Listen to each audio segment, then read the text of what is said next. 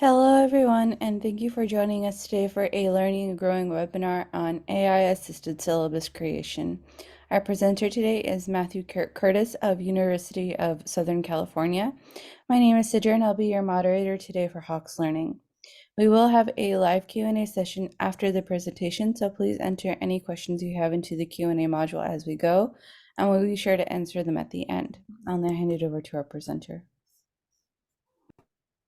Thank you. So welcome, everyone. I'm excited to be here and to share with you some of the ways I found of taking advantage of the AI boom that's happening right now to make my life easier. And as a professor, I'm always feeling busy and multitasking and overwhelmed with many things. So I expect many of you have that same experience and want to know how to improve your work or how to make life easier for yourself. And I think AI, whilst it creates problems for us, also allows us to take advantage of it to make things better and easier for ourselves.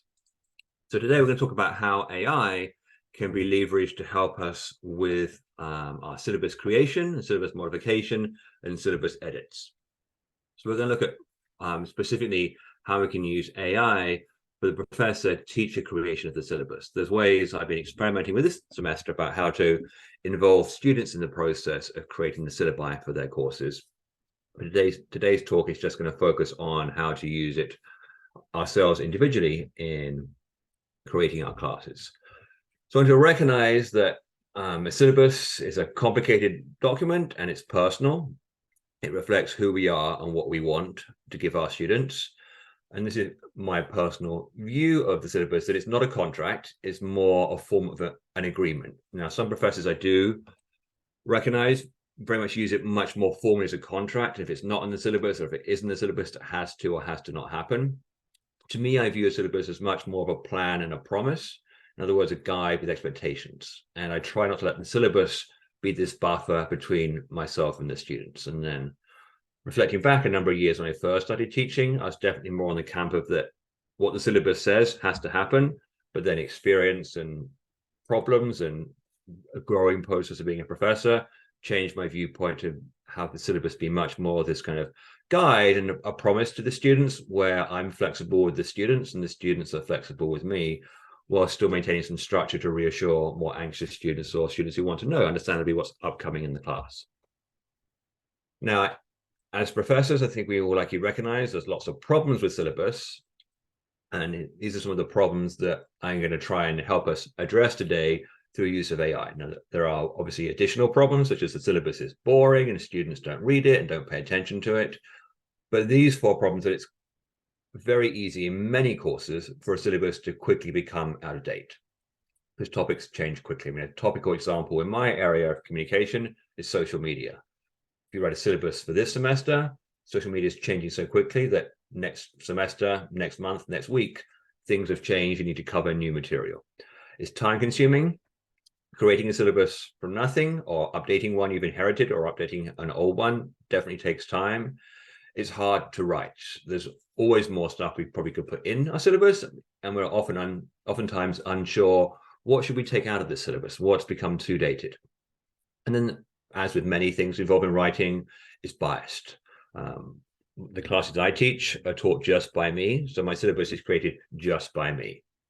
In the past, I inherited syllabi from professors who used to teach the course, and usually they were only created by one or two professors, so they had the bias of being created by white people, or created by males, or created by educated people, or created by, we all have our own biases, and these biases were coming through in the syllabus. So then, as I developed through my teaching career, I recognized that rather than just creating my own syllabus, it made sense to borrow, steal, plagiarize, grab, take material from the syllabi that other people wrote, and syllabi are widely available out there online. So I did this for two main reasons. It was convenient to double check my interpretation of what needed to be covered by seeing what other professors were doing at my university, USC, and just generally in America or in the world. And I recognize also it reduced my personal bias, because other professors weren't white, heterosexual English males like I am. There was more diversity out there. But these two things, the convenience and reducing our personal bias, are things that AI can definitely help us with. Now, AI has its own bias, and that's a whole nother presentation lecture. AI is biased based upon what it's learning from and what the programmers put in there and a variety of other things. But in many ways, AI has a more universal bias or a more diversified viewpoint perspective of the world than I do, as with all the biases that I have. So these, at least at my university, are the typical sections of the syllabus: the description, objectives, reading materials, breaking down the assignments, how do you participate, what's the grade going to be, how should work be submitted, what's the timeline, what's my attendance policy, what do I expect in my classroom, and what's the course schedule. And in my experience of teaching at other universities early in my career and talking to fellow colleagues, professors, and looking online at syllabi, these subsections are relatively universal across most institutions. So AI can help with the creation of what goes in all these sections. The one thing it can't help with, at least at my university, is the required verbiage that the text that USC insists I have in there, which is often to do with student support and ethics codes and plagiarism and things like that. And probably your university has text that has to be word for word put in there, otherwise you get in trouble. So again, you don't want to have AI change the wording there. So let's start looking at how AI can help us with the creation of these syllabi. So I'm going to use the concrete example of ChatGPT. It's one of the more popular ones early in the creation of AI. So when you were likely hearing about AI about 6 months ago, ChatGPT was probably the one you were reading or hearing about. There's now, not surprisingly, lots of rivals out there, such as Bard and Microsoft and Google, and they all have strengths and weaknesses. I'm just going to focus on ChatGPT, but in my experience, what I'm showing you now with the concrete example of ChatGPT expands and transfers across to all the other AIs out there. So I'd encourage you, if you do have an AI account or access to an AI platform, to go ahead and log in and open that up, because I'm going to be showing you some examples, and you're welcome to adapt these examples here in the workshop to reflect what's relevant to you and your course. And for those of you who don't have AI access right now, I'm going to log into my AI and do a screen share and show you what AI gives me back. So first thing we're going to look at here, we'll go through these bullet points in order. Course description. So let's look at it in respect to course description. So I'm going to assume I'm writing a class, creating a course here on crisis communication. So I am just checking the chat window. So if someone in the chat window just asked if I could share this in presentation mode, I can zoom in slightly. I don't want to go in presentation mode, because in a moment I'm going to bounce out of PowerPoint into my internet browser to show the AI, and it's more cumbersome to do so if I'm in a formal presentation mode. So when I say AI prompts, this is text that I can put into my AI program, and it will generate output for me. So these are typical things that I get asked by students prior to registration in the first week or so of classes, or things that I like to put sometimes in my course description. So I'm teaching a course on crisis communication, write 200 words about why it's important for students to study. Because understandably, as a professor, I have my own opinions, but again, my own opinions have bias. And I'm interested to see what other people think or what other perspectives are out there, and AI can give that to me. So let's go ahead. I'm going to copy this. I'm going to do a new screen share. And I'm going to occasionally circle back to the chat because I see more stuff coming in. But this is a screen share of ChatGPT. If you haven't seen it before, I'll give a very brief 2-minute run through of this. So ChatGPT, there's a version 3.5, which is free to use. So I use the free version. ChatGPT is better for many things, but it costs money. And for what I use it for, day-to-day use, I don't need ChatGPT for. So you're welcome, if it's exciting to you, to pay. I think it's a relatively small amount of money, but it obviously adds up over the weeks and months. I've always used the free version. So I've got my prompt, and these are some examples of how other people, it's like advertising, so you could use ChatGPT to plan a trip and plan a holiday and give you ideas and so on. But we have a specific goal and purpose here. So I can type my message in here. I copied and pasted from my PowerPoint slide. So I'm teaching a course on crisis communication, write 200 words about why it's important for students to study. And you don't have to have this bit in here, but sometimes if you don't have it, it might give you 1,000 words or just 15 words. So I know roughly what I want. I would like about 200 words, and it usually does not write exactly 200 words. It'll write 190 to 210. It's also worth highlighting for those of you not familiar with ChatGPT and AI programs. Sometimes it does really strange things and just misses the point completely, but most of the time it has a reasonably good effort at answering the question. So whenever you ask a question about AI program, you do need to use your common sense and understanding of the area to make sure it's not doing something crazy for you. So I've got my prompt in here. I can go ahead and execute, and it will start automatically generating a text response. Now, sometimes when you get this text response, it comes through very slowly. It kind of depends on your internet connection and how many other people are using the service. And I would guesstimate that right now it's writing more than 200 words, but that's okay. So you can see it's giving me, so just zoom in and make it a bit bigger here.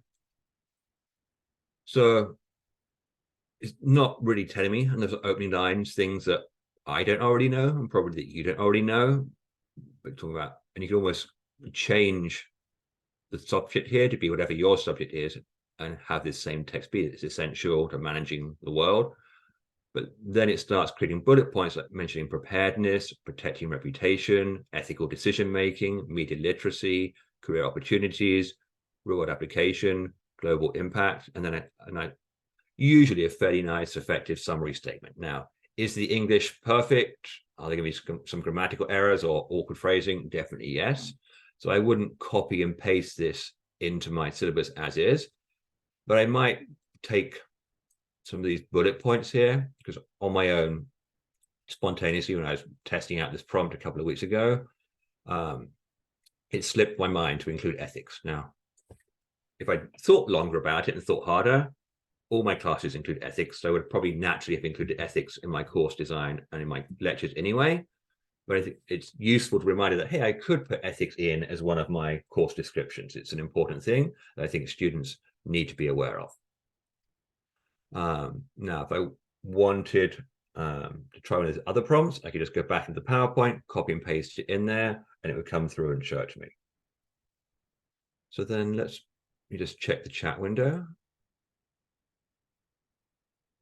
So in the chat window, we've got, please advise how we can secure our content so that no one can rewrite or steal. I think personally, I think that's impossible. I think it was impossible before ChatGPT. As soon as your materials are online, anyone can take them or steal them. And even before, I mean, my university, and my impression is many universities require syllabi or strongly encourage syllabuses to be posted on the course schedule or the course catalog.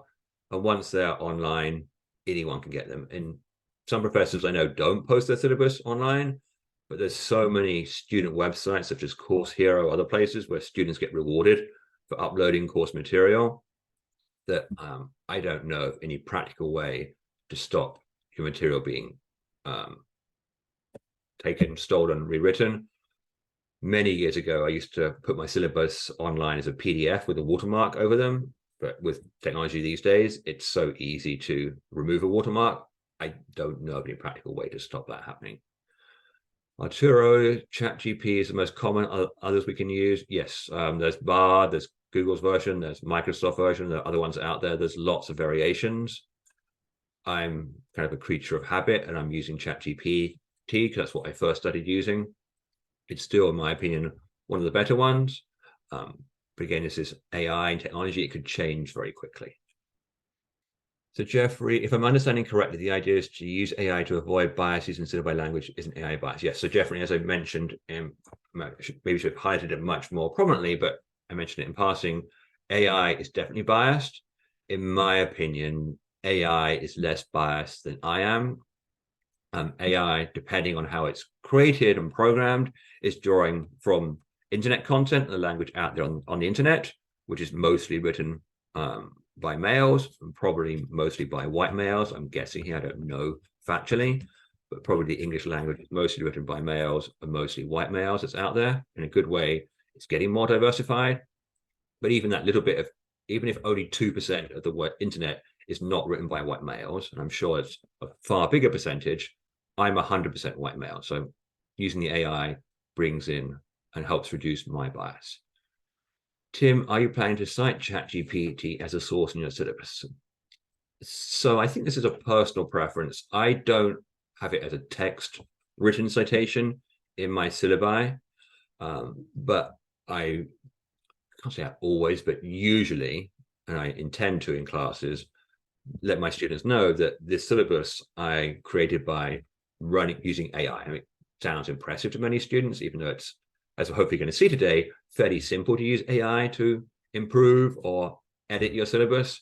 It does sound impressive to many people to say you're using artificial intelligence to help create your syllabus. So I usually, to make myself sound good, say I'm doing that. Arturo, what about the contractual syllabus requirements? Can we still use AI to design and structure a syllabus in accordance with contractual requirements? So, Arturo, if you mean contractual requirements in respect to language the university requires to be there, such as disability policies, discrimination and ethics honors code, I would not use it to adapt that, because I think my chair would not like it. And if something problematic happened in my courses, which is rare and hopefully is rare for you too, you want to make sure the university lawyers or HR are not going to be unhappy that you've changed the wording, because oftentimes contractual wording is being run through lawyers and has a very definite meaning that as a non-lawyer I'm not going to understand. So even if I think AI could improve the tone or the empathetic aspect of the contractual language, I wouldn't want to change it. Okay, so I'm going to run through a few more slides and I'll come back to the chat window. So let's drop back into the PowerPoint. So we've just done course description. Hopefully those of you who had an AI account were able to just try out some of these prompts for yourself there. So let's look at learning objectives. So here's an AI prompt we could use. What are 4 learning objectives for a course on branding strategy? So I'm still using communication-related examples because I'm a comm professor, but I've deliberately moved away from crisis communication on the prior example, illustrate a variation where we have branding strategy here. So I'm going to move back out of the PowerPoint now and look at how this would work in ChatGPT. So here we are back in ChatGPT. Here was the login screen. That was my first question. You can scroll down and see the answers to my question. So now I can type in a new message. So what are 4 learning objectives for a course on branding strategy? Now, obviously there should be a question mark there, but punctuation's not too important to ChatGPT. So it still recognizes it's a question and will give me an answer to my question. As a professor, it bugs me slightly not to put a question mark on the end, but I can tolerate that. So I've asked for 4 learning objectives, and you can see I've got 4 bullet points here. So these are suggestions: developing branding fundamentals, developing a brand strategy, implementing brand tactics, and evaluating brand performances. So I think these 4 are good examples of things that could be learning objectives. And in a nice way, it's given me some extra information about what this means and why it's important, and concrete examples.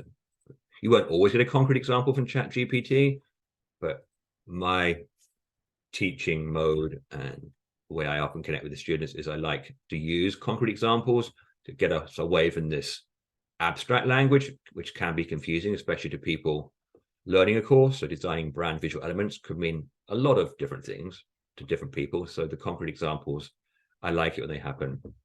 I like it when they're in my syllabuses. And again, we've got this kind of nice summary here at the end. Now, you might have noticed that on the PowerPoint slide, I had some additional prompts.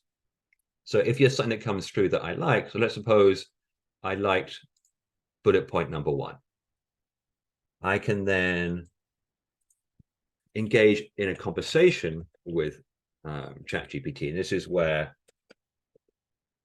the AI programs are different from a regular internet search, because this prior prompt, what are 4 learning objectives for a course on branding strategy, you could get that from a regular internet Google search.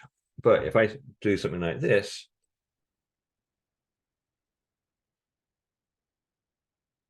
that's something that wouldn't work on an internet search. But objective number 1 was looking at branding fundamentals. So let's say I like this idea and I want to have more of that in my syllabus. I can say, give me 2 more like objective number 1. So that's branding fundamentals. If we can scroll down. So this is where the prior answer ended. Here's my new question. Give me 2 more like objective number 1. You can see here, here's ChatGPT's example of the branding fundamentals. ChatGPT, that means looking at some brand case strategies and studies and exploring cultural and global branding. And I could, let's say, this is not quite what I want, so I could say now, say no, make it more about, let's say I want more on social media. So there's my question. Let's make it more about social media. So now it's recognizing, understanding, I want it social media and branding strategy. So it's starting to sprinkle in social media and storytelling and community building, which are typical aspects of social media. So again, this is another benefit of ChatGPT, is you can have it be, you can refine the answers to make it more and more what you want it to be. And then because it's, I'm trying to think of the right word here, somewhat, it's unpredictable. You don't know what answer you're going to get from ChatGPT. So if I quite like these, I want to see something more, I can click regenerate and it will answer exactly the same question. So make it more about social media. If I click on this option of regenerate, you see now I've got 2 of 2. So the first 1 of 2 here, that's what we just saw, leveraging social media and online brand reputation. And on its second answer, it's decided to focus on monitor online brand reputation and leveraging social media. So you can ask it to regenerate multiple times. And here's the third example. And you're going to start seeing commonalities and repetition across the answers. You can see that KPI has come in on this time, and I don't think that was there on the prior example. So again, we can do things to keep regenerating. We can go back to prior answers, give you more like objective number 1. I can ask it to regenerate that response. Okay, let me just check the questions. So I think the one question I've not answered is, I have some more coming in. So how can you open a ChatGPT account? So I did this a while ago now, but from memory, I just went onto my internet search engine, typed in ChatGPT, it takes you to the homepage, and you either log in with your existing account, or you say sign up for an account, and it asks for an email, and it asks for a password. I'm fairly sure it allows you to log in with an existing Google account, or you can create an account with your Gmail or your university email or Hotmail, whatever email account you have. So it's very straightforward. You get like you do with many online services, you then get an email to your email account saying verify you want to create this account. You say yes, and then you can start using it.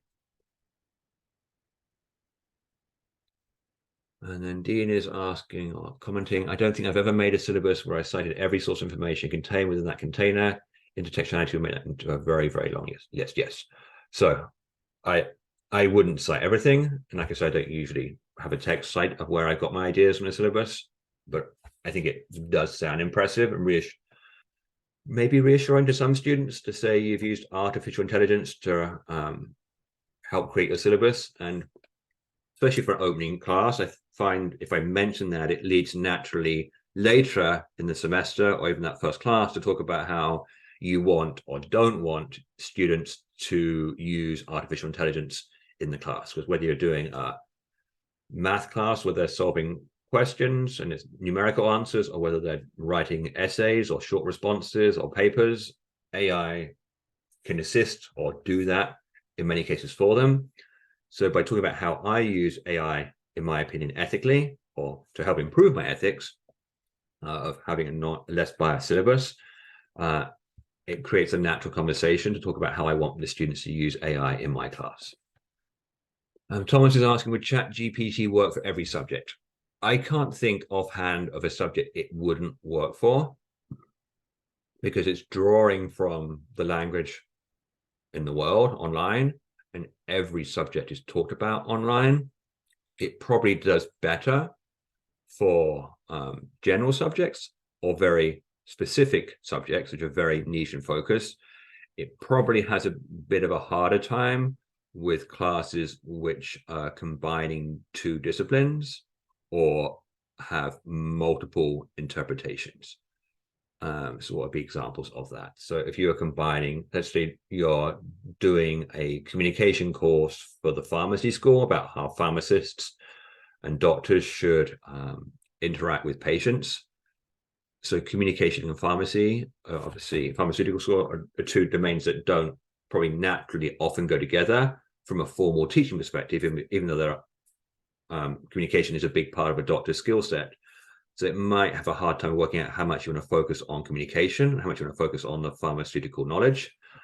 And then if it was open to ambiguous meaning, your course title, such as the philosophy of ethics might be an example, you're going to get probably lots of stuff about the kind of history of ethical philosophy, and you might want to focus in on just its use on social media or just its use in the last 20 years, in which case I think it would still do it. You just need to refine your prompt and say, make it more about this or make it less about this, or say what's recently been talked about or said on these things.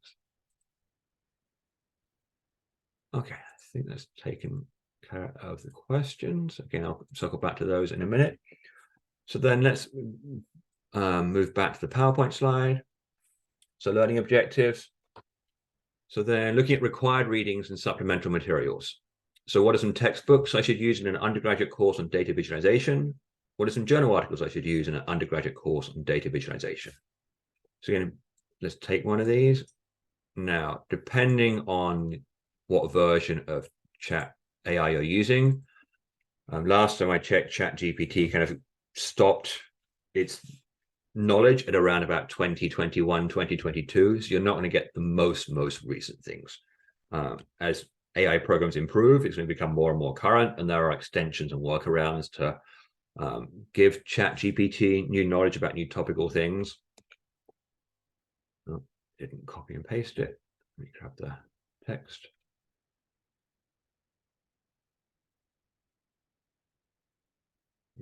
Here's my screen share. So what are some textbooks I should use in an undergraduate course on data visualization?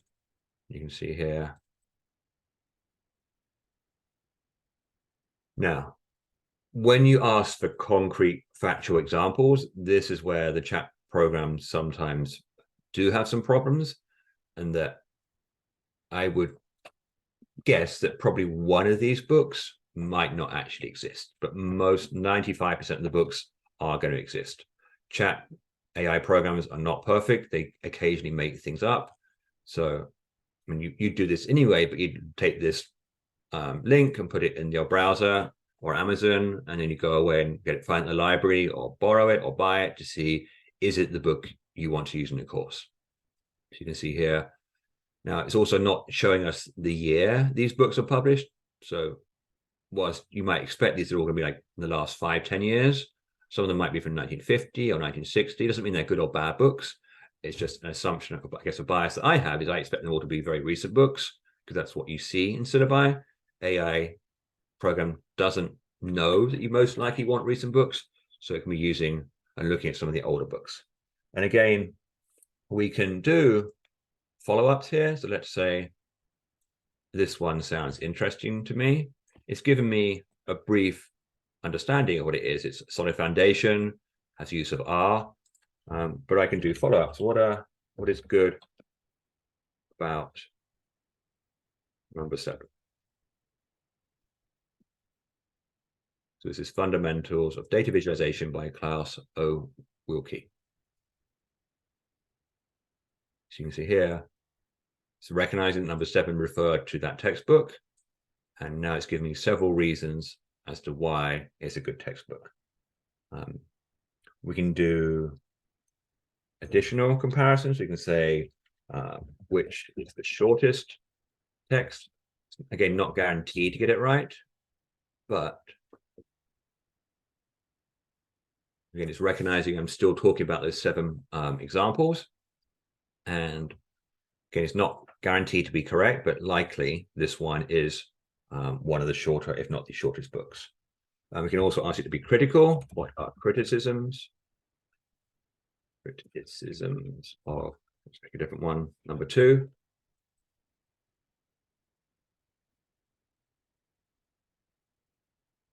Again, it's going to start giving me criticisms. You can ask it to compare number 3 and number 4. Again, it's just, this is all stuff you could do yourself, but it's much quicker doing it on AI, as long as you recognize that you can't trust it to be 100% accurate, but it gives you that initial building point on which to build from. Okay, let me show you.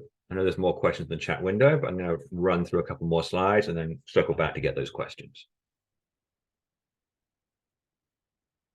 So that was readings. We can look at this in respect to description of assignments. So let's suppose in your class, you like to do a 5-question pop quiz. So I can go back into my AI and say, at the end of class, I do a 5-question pop quiz, true or false, please describe that and why it is useful in language I can use on the syllabus.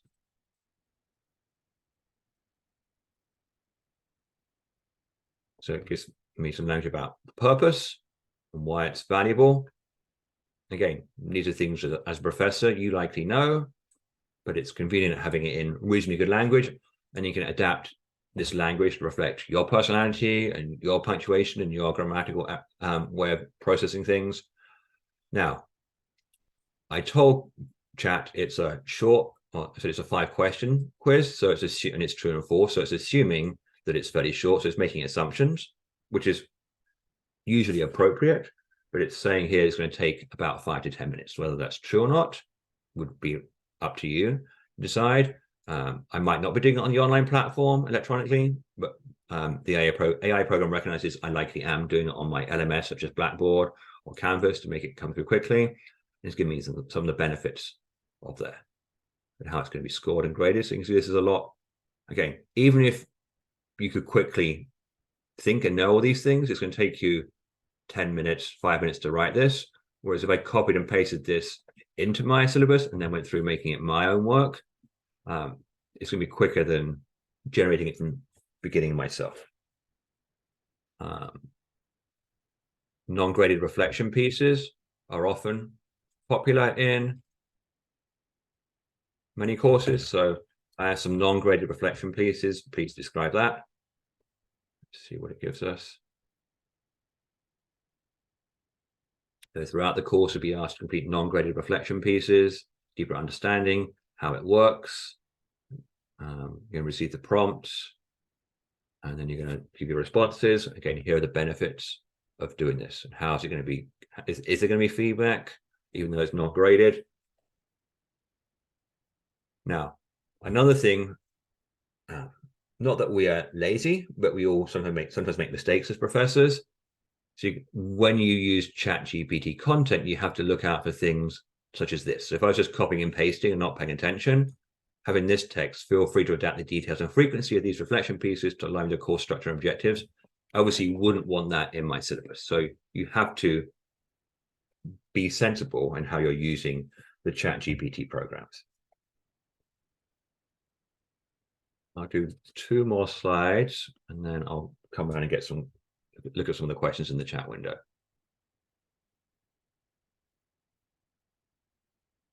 So participation, so write a participation section for a syllabus. And again, this first prompt is not that interesting, likely at this point of the presentation, because you know what ChatGPT is going to do.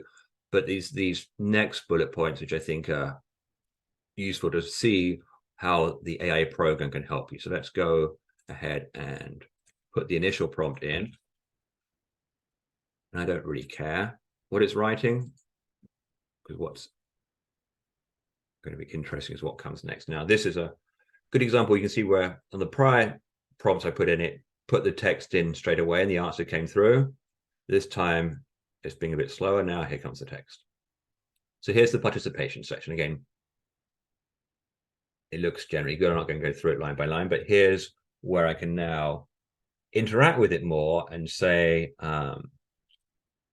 make it more lenient and friendly. Then it's going to take what was there before. You see now it's called Let's Learn and Grow Together. Whereas before it was called probably just attendance, engaging the learning community. So not that this is good or bad, but this is kind of much more touchy-feely, nurturing, encouraging. And you're going to kind of see this. We understand that life can be unpredictable. So again, it's bringing this kind of understanding, leniency into it. You can also take it in the other direction, write a stricter sort of mission, write a stricter policy. And then it's going to change the heading to be something more intimidating, expectations and guidelines. So again, the meaning's not really changed, but it's adapting the language to reflect what you might want to have as your professor in your syllabus. And then we have the assignment submission policy. So write an assignment submission policy. So again, whilst this is good to have, it's the follow-ups that are, I think, of interest now to us. So here's write an assignment submission policy. It's churning it out here right now. And again, you don't need to read the text word for word. So I'm not going to go through looking at it, but you can see that it's quite a long submission policy, backup policies and submission considerations. So I can say, make it shorter. Let's even add the qualifier, make it a lot shorter.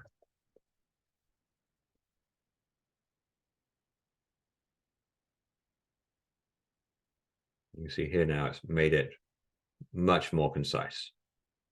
I can also say, what else can I say in here? Make it more lenient, make it more friendly, make the late penalty be 10% per day or 1% per day. We can also have it do things like give me a grading policy for a course on statistics. Now, it's going to have to make up a lot of information here because it doesn't know if it's exam-based or quiz-based or group work-based. But you can see it's having, okay, if AI can have a good faith effort, this is a good faith effort. It's recognizing you're going to want to have assignments, assessments, examinations, and a final. It's giving weights to these, which are not unusual for a kind of undergraduate course. It's got a typical grading scale in here, and it's got some text about what each of these assessments will be.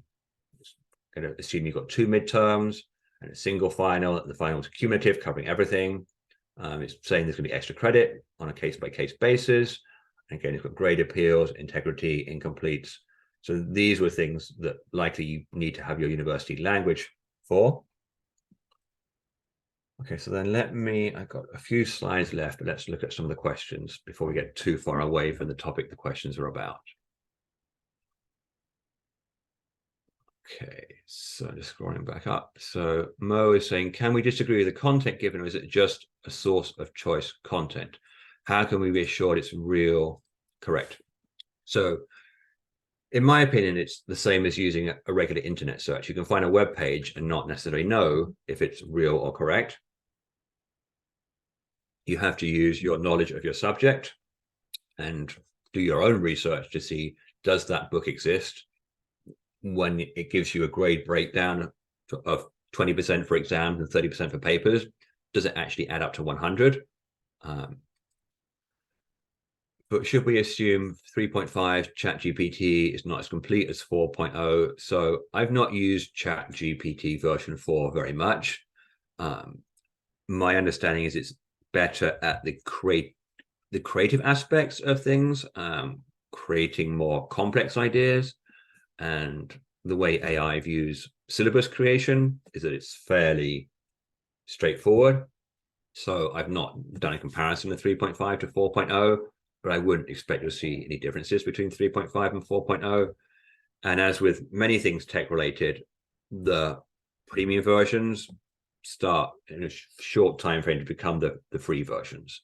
So I would expect in about 6 months, the strengths and positives of version 4.0 will be in the 3.5 version, or 4.0 will now be the free one, and there'll be a new version of 4.5. So the premium one sometimes will have better information, better content, but the way I'm using ChatGPT, create my syllabus, what 3.5 is giving me is helpful and beneficial.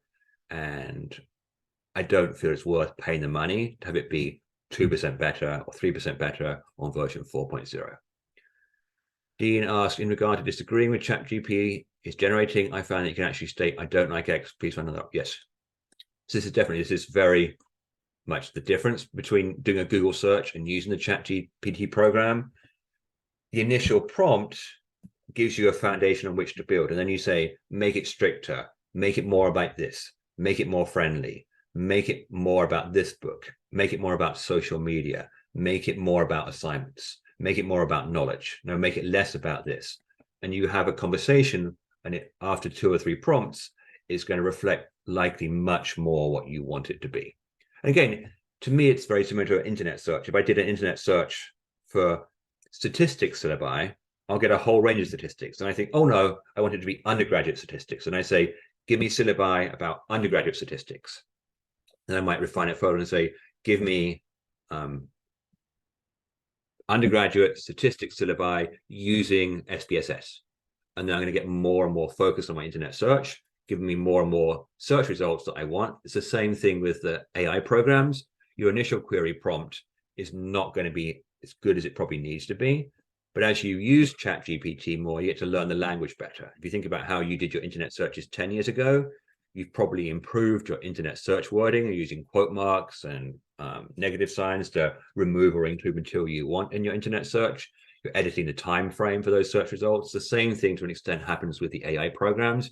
You learn how to ask the questions you want to ask to make it give you what you want. And then Dean is kind of elaborating on what I just said earlier, that 3.5 has kind of a cutoff point of the time frame, and 4.0 is more current. So an example of a course that ChatGPT wouldn't work that well for at 3.5 is if I was creating a course on social media, because that changes so quickly. If I asked the AI ChatGPT for readings about social media courses, it would stop the readings at 2021. And I likely need much more current readings. So that's a concrete example when I would pay to upgrade to 4.0 if I was doing a course on social media, and I wanted to find the readings. Thomas, would ChatGPT also search for open free sources? Yes. I've not tried that specific one, Thomas, but it should do. It might need a bit of pushing and encouragement, but I think it would. Does GPT recognize its audience be educated, academic, or else, so its response is different? So it doesn't know if I'm a professor or if I'm a high school student or a elementary school student. It just churns out the response. Now, you could ask it to use simpler language. So for the grading policy, I could say use more complex language, use simpler language, and it would do that for me. Yes, let me jump through these last 3 or 4 slides. I know we're running short of time. I'll do them fairly quickly. I might not bring each one back into ChatGPT because I think we recognize the process now. But here's an example of how you could use it for the grading breakdown. You could say, give me a grading breakdown for a class on statistics, and it would generate that suggestions. But then in my follow-ups, I can say things like there are 12 homeworks and 8 discussions. I can say discussions are scored out of 20, homeworks out of 50, and everything else out of 100. Again, you obviously adapt this to be your course, and it would start generating responses to reflect this information. Grading timeline, write a grading timeline for philosophy for a syllabus. I can then have it, let's say the grading timeline is fairly generic. I could say, make it more about patience. And it would probably add text into its response, such as your professor, I try and grade in a very careful, thoughtful manner. Therefore, I don't return grades promptly. Rather, I grade all the papers, reflect and compare, establish the class standard, and think about what the strengths and weaknesses are, and then I return the papers. So again, we can adapt, adding these prompts, adapt the response to reflect more of what you want or more of who you are. Attendance policy, I think there's often a debate in my department about whether to have an attendance policy. So maybe you're unsure if you want the attendance policy. So I could ask, what are the pros and cons of an attendance policy in a syllabus? Do students like an attendance policy? Or is an attendance policy patronizing to students? So maybe you've always used an attendance policy and your colleague says, I don't do it because it's patronizing and demeaning to have it there for students, and they're adults, they don't need an attendance policy. You can ask ChatGPT its opinions on this. Classroom norms. What are some good classroom norms for my syllabus? What are things to avoid? And then this last one has been hit or miss in my experience to date, but you can ask it to try and put dates into your syllabus. So this first prompt nearly always works really well. So let's try that one.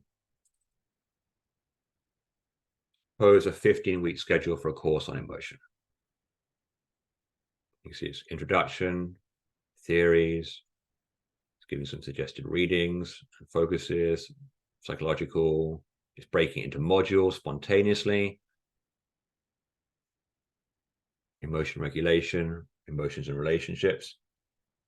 Now, when you start trying to get a bit too specific, so the example I had on the, let's try this. It usually has a hard time with something like this. Keep the same format, but add dates to each week, with the first class meeting January 9th. Usually messes that up. Let's see what happens.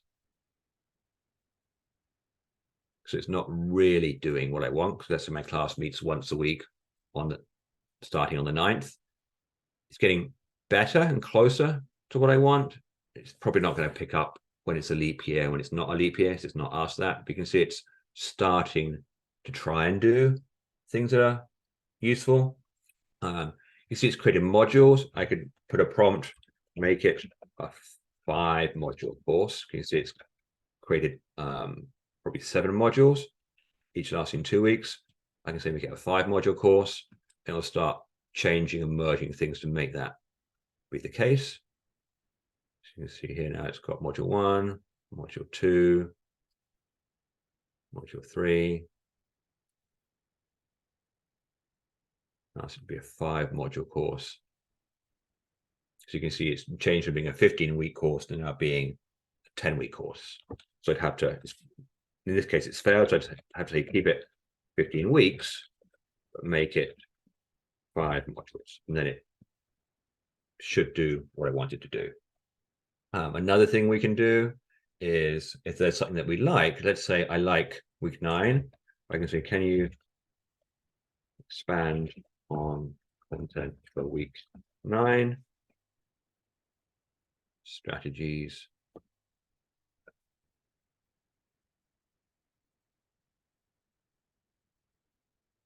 And you can see it's going to start breaking down, suggesting discussions and lectures for that week.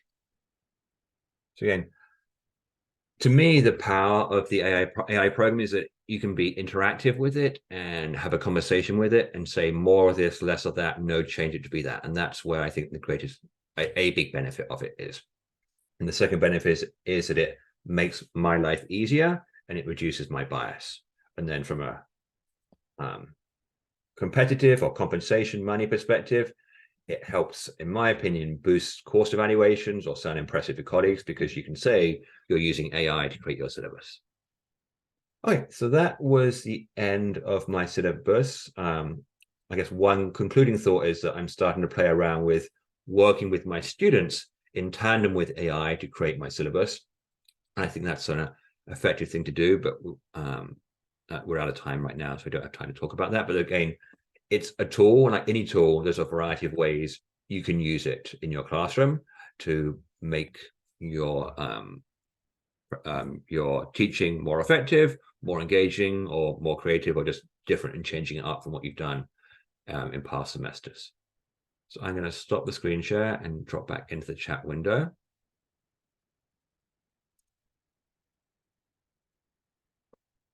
If you have other questions, feel free to type them in.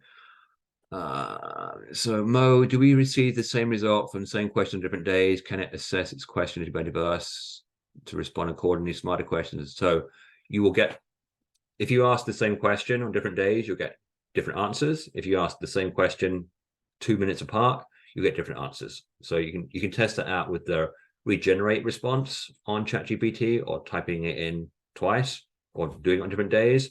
There's going to be some overlap, but it's thinking like, if you're talking, I mean, I think of it oftentimes as an assistant. It's like a smart undergrad who is not experienced in the world. So in a non-patronizing way, sometimes if I got a smart undergraduate and I say do a common sense task, it gets it completely wrong and misses due dates and does things badly.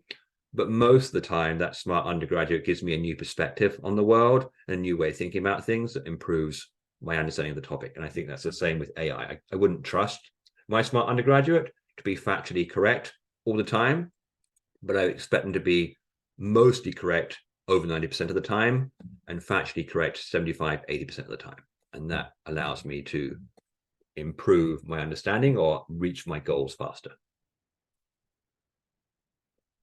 You are welcome, Linda and Judy. Thank you. I'm glad you found it useful. And you're also welcome if we have the mute option to unmute and ask directly. There's nothing new I'm going to share, and I know Hawks will be sharing the presentation with you.